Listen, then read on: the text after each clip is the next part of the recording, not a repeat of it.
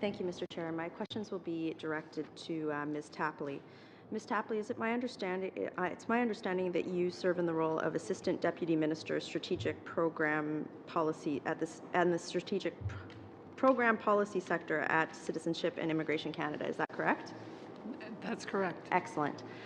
Ms. Tapley, it's my understanding that the government in their campaign platform said that they will immediately lift the Mexican visa requirement. Is that correct? That's correct. Ms. Tapley, it's my understanding that thus far a review, a formal visa review conducted by technical experts in the public service of the Mexican visa situation has not yet been conducted. Is that correct? Go ahead. That's correct. Ms. Tapley, then in that situation, it's my understanding that if a decision has been made without undergoing this particular review, that we would be making a policy decision that has not yet had public service review, which would look at the quantitative and qualitative indicators that are used to determine a country's eligibility for a visa exemption. Is that correct?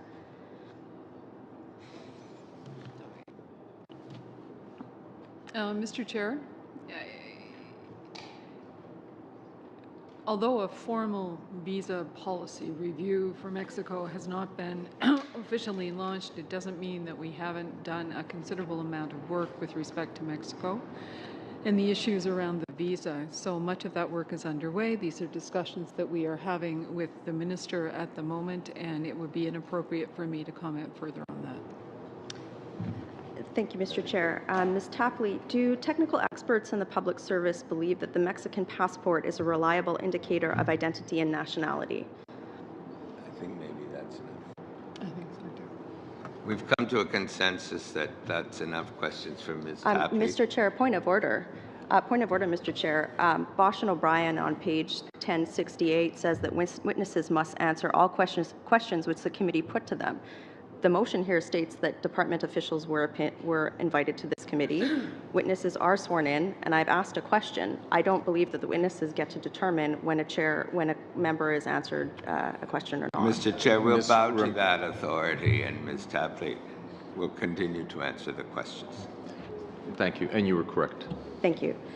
So I'll ask the question again. Do Canadian technical experts in the public service believe that the Mexican passport is a reliable indicator of identity and nationality?